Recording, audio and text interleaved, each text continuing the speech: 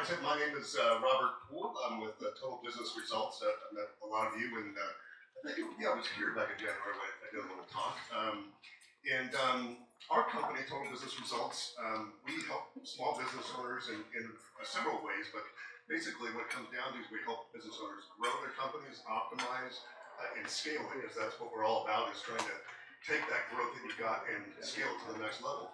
So we have a couple different ways we do that. We have a sort of a knowledge area where we have online courses, education materials, things like that to help small business owners. And then we also have my area of expertise, or what I'm doing now with the company, which is the business coaching side of it, masterminds, things like that. And then we have sort of the implementation things that we found over the years help small business owners. Things like B2B, lead generation, appointment setting, telemarketing. We do social media work, websites. We just look around and fulfill the needs of the small business owner. So that's our company. But Brian asked me to make a couple comments today about ways to handle calling when you're doing, well, I guess it could be in person or over the phone, but either like a cold call or just a follow-up call. You're following up on a lead, that sort of thing. So I wanted to give you some tips on that and how what I've seen with that over the years. First of all, how many of you have ever done a cold call? Oh, okay, that's more than I thought it would be. Anybody still cold call right now currently? Okay, great. Yes, it's sometimes people have a different view of cold calling, which is surprising to me. I went to a Tony Robbins, what do you call it, the business mastery event, and this is maybe 6-7 years ago, and there was a guy there that was one of the speakers was kind of pitching his social media stuff at the time, and basically said, yeah, well, cold calling doesn't work, and how many people in this audience have ever bought something from a cold call? And there are about 2,500 people, and I swear 10 people raised their hand, and I thought, well, that's kind of funny, because I don't think they're being honest, because our company has done 35 million cold calls in the last 20 years or so, and generated millions of leads and appointments. So it works. Certainly our specialty is the B2B space, so selling to other companies. It's much more difficult residential these days of trying to get somebody, the classic call them at dinner interrupting them doesn't work too well these days. So we're focused mostly on the B2B side, which it can be very effective for the right business. It's not, if you're selling $27 widgets, probably not, but if you're selling something higher end, it makes a lot of sense. It can definitely work out for you. So I wanted to give you just a couple tips if you're doing that, or if you know somebody who's got somebody that's working for you doing that kind of work, and then just doing regular follow-up calls. How do you handle those? Just leads that you generated online, or you met somebody, whatever. Cold calls are an interesting animal because it's a different type of skill set than sales. People think, oh, telemarketing and whatever sales, it's not, the skill set is not the same. Sales is about changing beliefs and about getting people to act. Cold calling is about prospecting, finding somebody to talk to.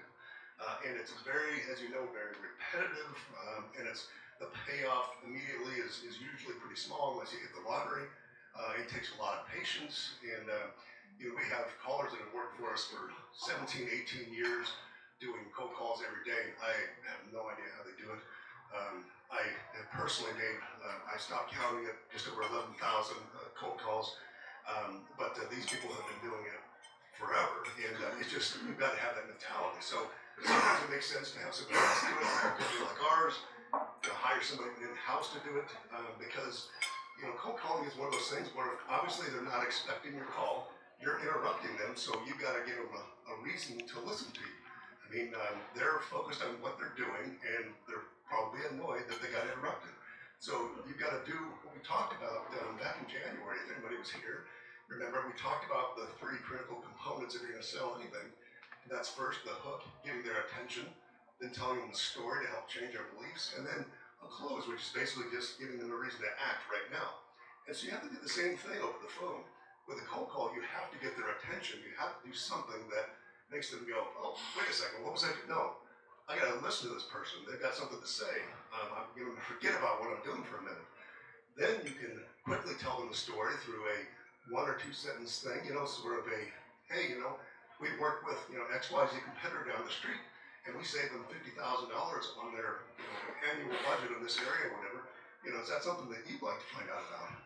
And then that kind of starts, they start picturing that a little bit. And then it's the close of just, hey, I'm going to be in your area on Thursday.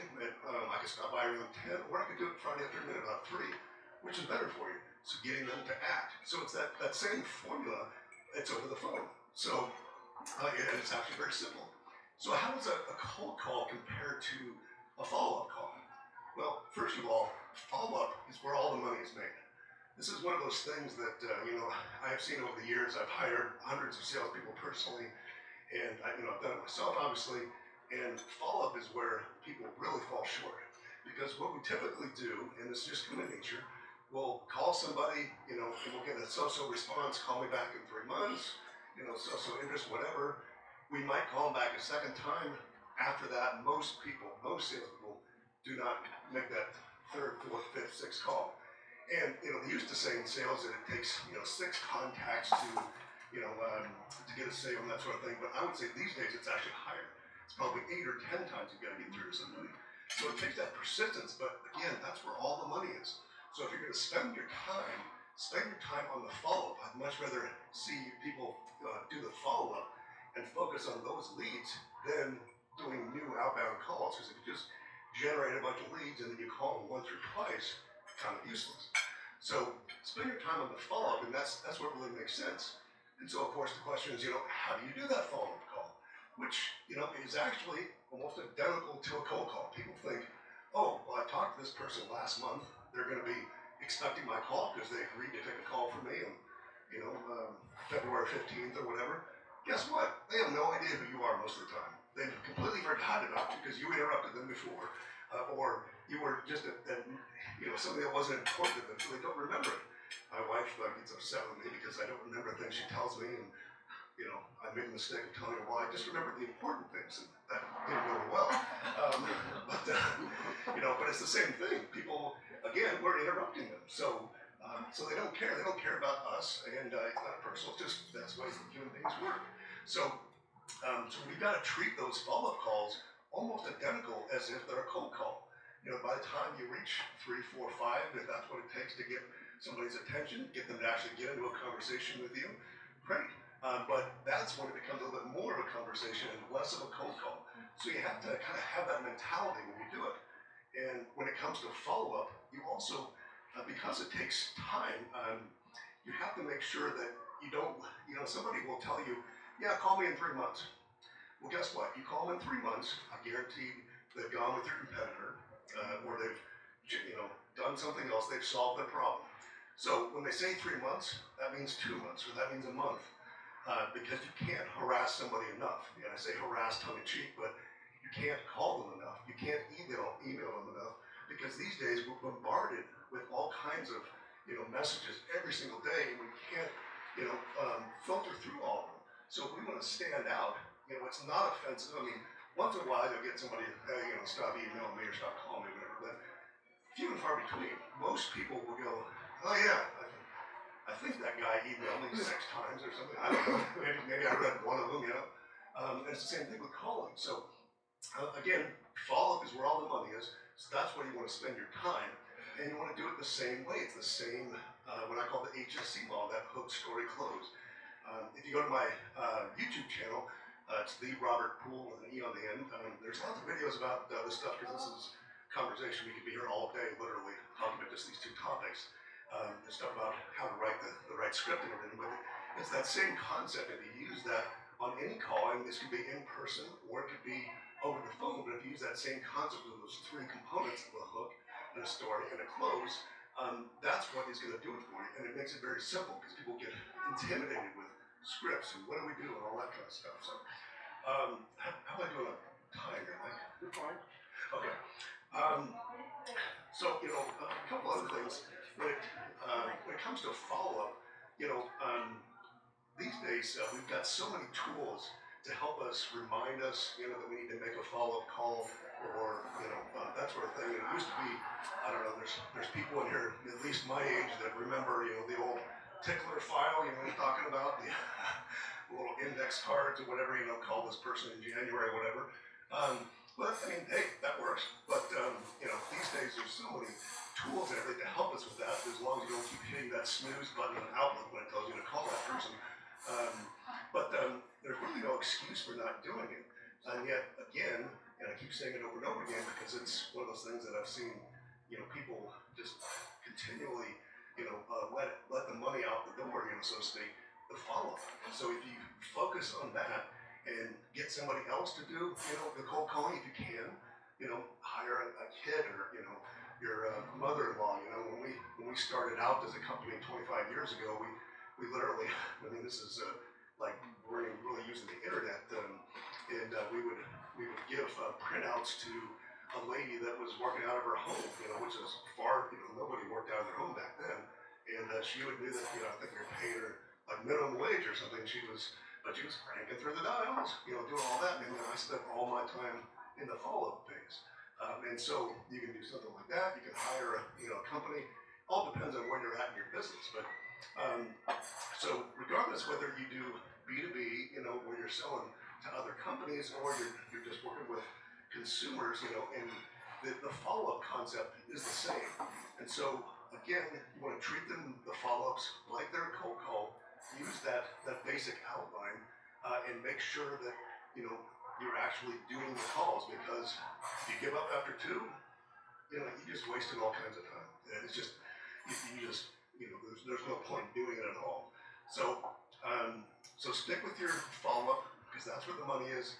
Get somebody else to do the cold calling, and I think it'll make a big difference in what you guys are doing. So and I don't know when I'm on time, but one last PSA. I won't say this is totally unrelated, but I was listening to Laurel talk, and there was last few years, particularly in COVID, there's a lot of people that talk about the healthcare workers are real heroes, and emergency, and all that kind of stuff, and that's absolutely true. They are, and what they went through and everything, particularly the last few years. But have business owners in here, and even if you're not technically a business owner because you work for another corporation, you're pretty much, if you're here, you're in business for yourself, let's face it. Business owners don't get enough credit for what you guys do. I mean, day in and day out, you think about it, the stress, what Laura was talking about, being a business owner, how do you pay your people, how do you figure out the taxes, how do you do this, all we do is solve problems all day, and yet nobody recognizes that. So I just, and yet here we are, and business owners would run our economy, would run our country, so you should be very proud of what you do, and try to remember that as you're having those tough days that we all have, so thanks for adding to our economy and to our society, because you guys really are some heroes. So thanks for your time. Any questions? Anyone have questions? Have you really sincerely made 11,000 cold calls? Oh yeah. Did you say 11,000? Yeah. Or did you say a million? No, our company's done, okay. I estimated last month about 35 million. Wow. But no, personally, I haven't done it in recent years. I haven't done much because I've got other people to do it for me. But yeah, there was, if anybody in the real estate business, you know Tom Ferry, the real estate trainer? Okay. His dad, Mike Ferry, if you are old enough to remember that, he was a real estate trainer back in the early or mid 90s or whatever, and he was a big proponent of cold calling. And so I was in one of his coaching programs, and he had us do this thing called double phones, which back then you didn't have dialers, because only the big corporations could afford that kind of stuff. So we literally had two phones side by side, a headset with one mic on this side, other mic on this side, and we would dial with the right hand, starts ringing, whatever.